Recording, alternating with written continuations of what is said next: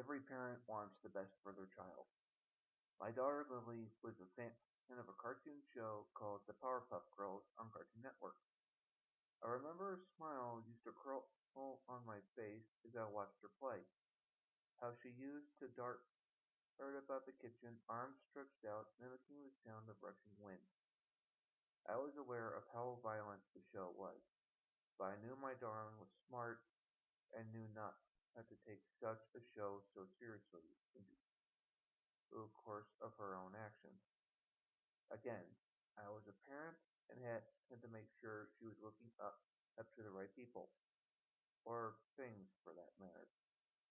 Her birthday wasn't too far off, and I really wanted to get give her something she couldn't ever forget. A real treasure, something she wouldn't expect. So I took my curiosity of the show off to Amazon.com and eBay. The search results appeared promising. There, there was a trove of children's treasures. Most of the products looked like valuable collectibles, or were plushies. Honestly, she's got enough of those things. Then I happened across the image of a DVD case. The casing had this groovy lava lamp effect in black and blue, with half of Bubbles' head peeking up from the bottom of the case, with her eyes staring out. At the top, there was this Japanese text that I just couldn't understand, and alongside the traditional Powerpuff Girl logo in pink and black, swerving bold lettering.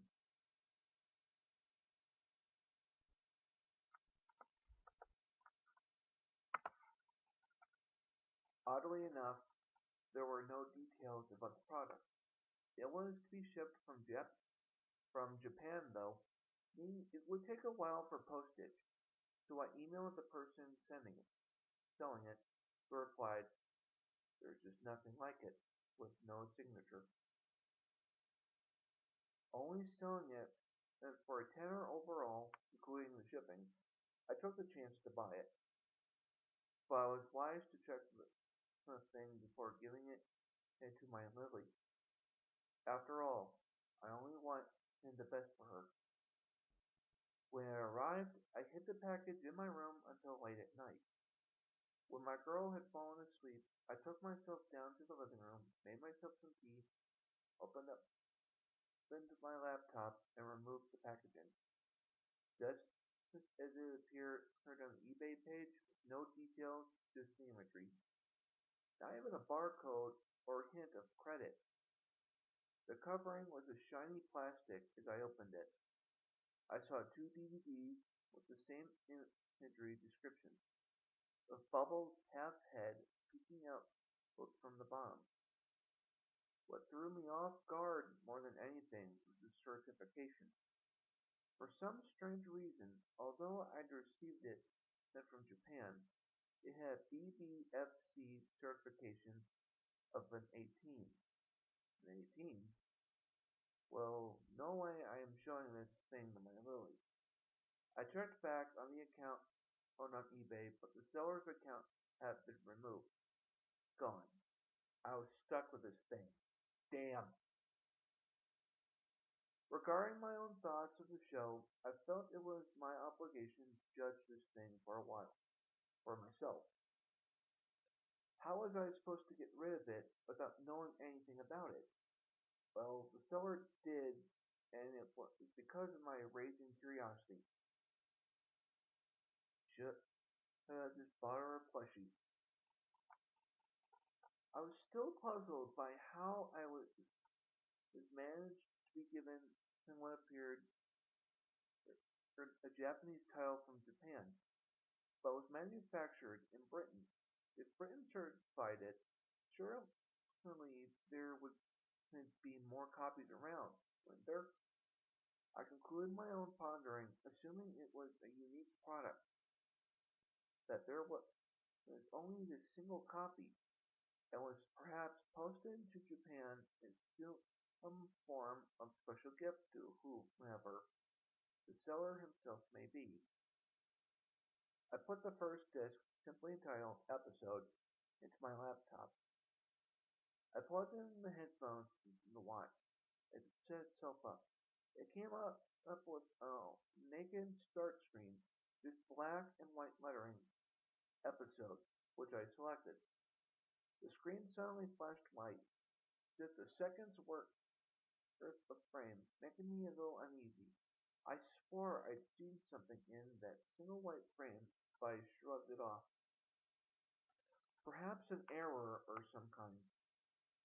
No introduction like any of the regular episodes had. It started with the professor, can't quite remember his name, Utonium or something, staring out at the night sky in his front yard. I noticed how it was just dead silent. I checked my volume, but it was a considerable level. I wasn't having any desire to have it any higher. He looked utterly withdrawn from his surroundings as he stared up at the moon just hanging there. He then proceeded to walk into the house and sat himself down in a chair in front of the fire. Everything about him was just pitch black, focusing in on him. Something subliminal, like a glitch. A frame flickered of an image of bubbles. She looked enraged, a dark red surrounding her pupils. Lily had seen that image the other day in an episode where they'd been and surrounding her sister blossomed into a corner. I had no idea what that episode was about, but it kinda gives me chills. How the gray figures slowly approached the camera with those sickly red eyes. It was just like that. Back at the screen, the professor appeared distraught as the camera lifted from behind the flicker of the fire to see him, alone in the dark in his chair. The animation looked somewhat spectacular, how it focused in on his heavy breathing. The color tone on his face was almost real. You could see the flickering of the lights and the wave of the shadow reach around and about his face. He was leaning forward, hugging himself, looking scared out of his mind. His breathing was all working in the headphones. What was going on? I felt startled as the loud creak in the living room of the door slowly opening by my side. I hoped it had not meant to be Lily, for fear of spoiling this for her. But that was why I was watching this to begin with, if it was suitable. With the way the atmosphere was now, I had no wish to hand this over to her at all. I filled the draft and relaxed a little bit, cursing under my breath. Why hadn't I gone and shut off the light? I was kinda afraid to move. I resumed watching, and Utonium turned to look up at the stairs, gasping. Hearing the creak of the door to the girl's bedroom. Seeing the similarity of what just happened, I attempted to laugh though. To calm myself, I realized. I reached out and pushed the door shut and picked up my tea to drink. Then I noticed it had gone stone cold so quickly. Looking back at the screen, Utonium's eyes were bulging, reddening at the sides, his pupils large, swallowing the white. I felt I started to understand why the DD wasn't so popular. It may have been an experiment for an episode not aired. Maybe it was a side project or was marketed to older fans. That perhaps made sense, but this was a show designed for young girls. The professor had risen from his seat and ever so slowly started to make his way to the stairs. The angle was shot over his shoulder, so you felt you were walking with him. The stairs seemed so distant, like miles away. Every step he took, the stairs seemed to draw away from him, reeling back into the dark. A faint figure shot across the screen in front of him, and he froze. So did I. He spun around to face the camera looking side to side, dripping with sweat. A bubbly giggle echoed faintly and then disappeared. Reluctantly, he made his way up the stairs. As he reached the top, he went to grab the handle of the girl's room when he noticed something from across the hallway. At the end, lurking there, was a short, pitch-black form, standing and facing him. A number of seconds passed by uneasily until it appeared to move forward, gliding in the dark. The professor's breathing was picked up again on my headphones, and I scratched the sides of my face as, as I was watching. What was this? What the fuck was this?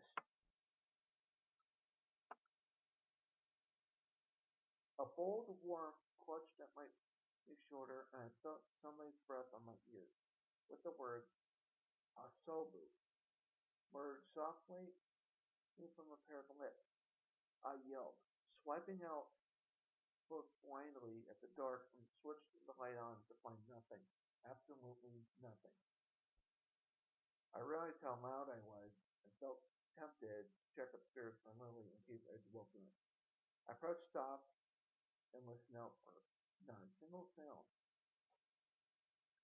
I felt the need to turn the DVD off, but I felt hooked. Perhaps this was the version intended for adults. If so, maybe one day when Lily's old enough. No. No, what are you saying? You can't give this to your daughter. I pressed play and found that the dark figure was only standing inches away from Utonium. It looked up at him, with a round gray face and no eye. It stretched open its mouth slowly, with a loud inhale. As it did so, a high pitch descended into a long, deep drone, reaching a pitch I don't think can ever be attainable by any voice or instrument. The scream warped and twisted into itself slowly. As it reversed its pitch to being suddenly high like a siren, white noise sounded for a brief moment, and then the figure flickered out of vision, resorting to the standard fixed format again. Utonium looked around him, panicking to see if it moved. Where had it gone? Had reality slipped from him? Was he imagining it? Was I imagining it? He turned to face the camera, and the screen shot to a close-up of the creature's face, screeching loudly. Jumping, I turned down the volume, completely shook. There was another single frame that flashed for a second. I rewound the DVD and stopped it.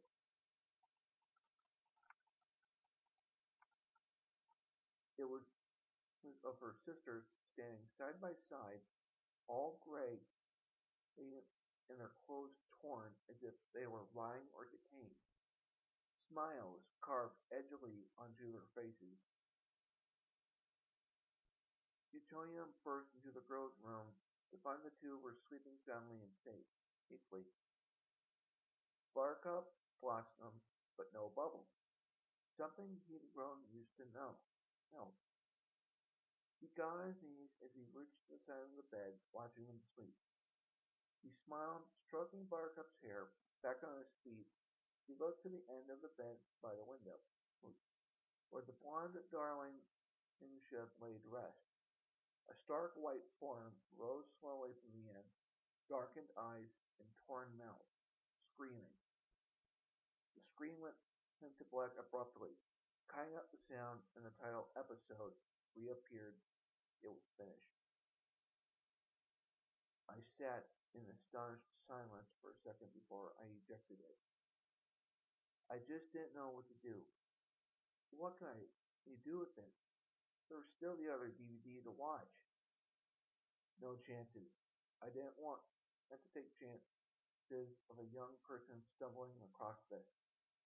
I inserted the next DVD, shivered at the stare Bubbles gave me on the cover. It was entitled Real.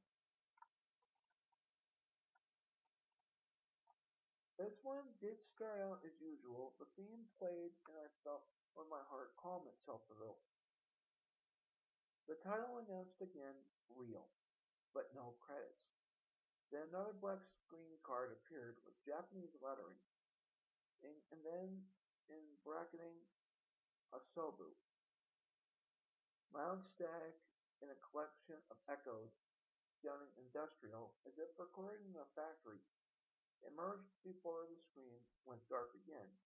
Utoyam was in his lab, and it looked as though he was playing another concoction.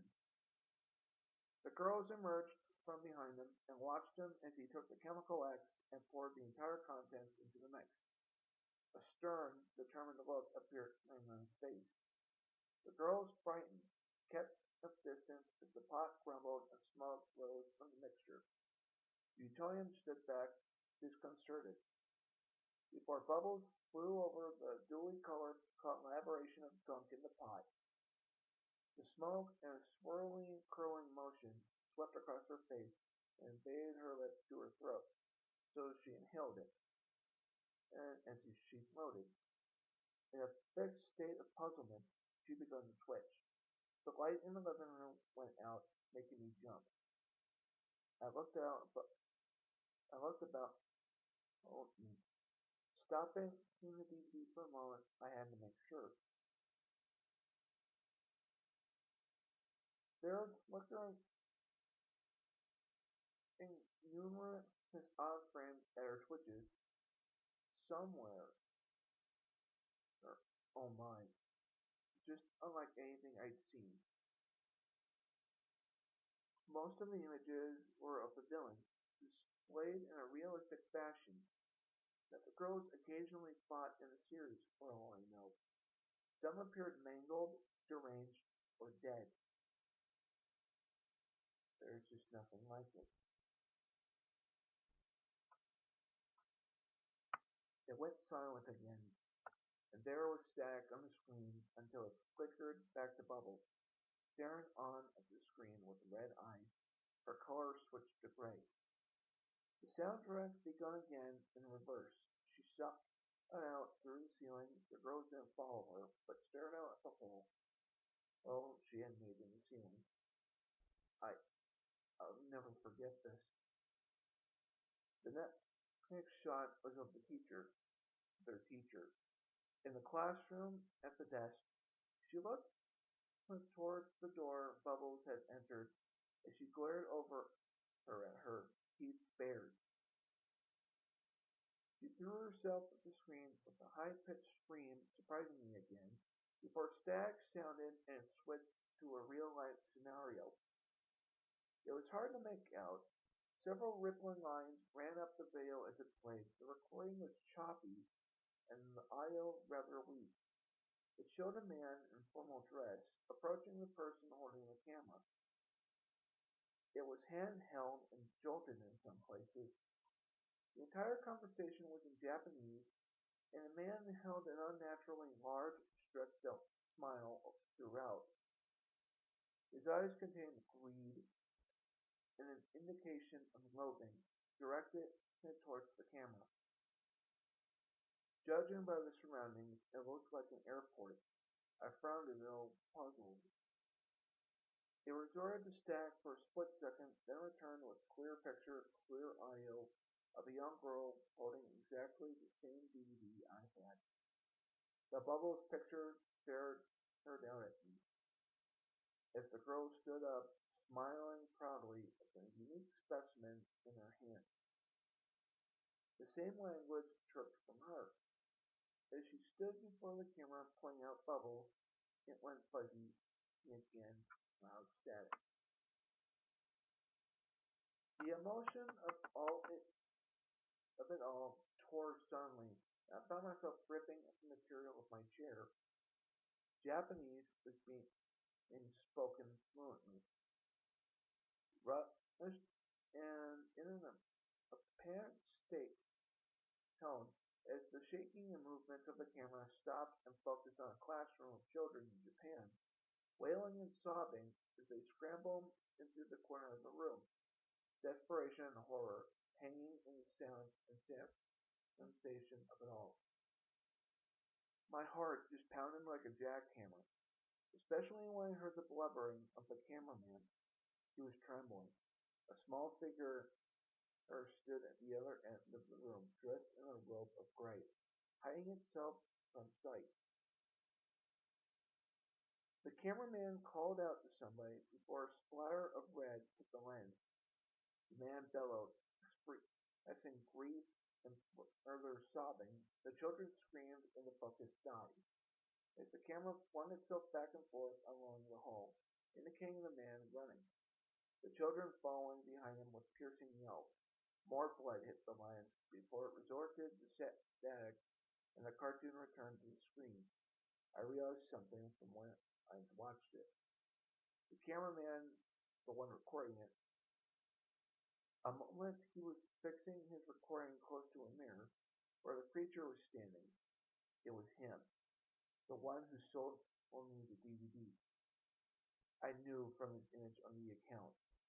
Oh God, I was just gobsmacked. It hadn't just been an intrusion of random real-life sequences. It was a warning. Silence once more. Er, the camera was reeling out of a crowd of people staring at Bubbles' lifeless, mangled, gray body. Blossom was crouched, staring at her sister's corpse sadly. Buttercup was at Newtonium's side, comforting him as he sobbed. Black started to eat at the screen until there was nothing left. It faded into the next shot of Bubbles marching slowly towards the camera, red-eyed and angry. Heavy breathing as if struggling, flooded into the headphones, gradually getting louder and louder. As the wall behind her scrolled slowly, suddenly I found myself back to the title screen. Silence. It was all over. Overwhelmed with shock, I couldn't find myself to move. After a minute, I reached for my headphones and removed them from my ears. I collected the DVD from the laptop and placed it back into the case. I had to get rid of it. I couldn't even believe what I just watched. Walking up to my room after turning off the light, I heard a subtle hiss, like a whisper, directly from across the hall. I got goosebumps. My skin crept and my eyes started back and forth along the hall. I came to the last stair and found myself staring at a short black form from the end of the hall. Oh, I gave a light giggle and I rushed into my own room, slamming the door shut. My heart was caught in my throat. I couldn't breathe. I couldn't think. It knocked on my door and I almost cried out. Biting my lip, gripping my own skin, I yanked it open from the door to find Lily. Large bangs resting under her eyes, she croaked. I had a bad dream.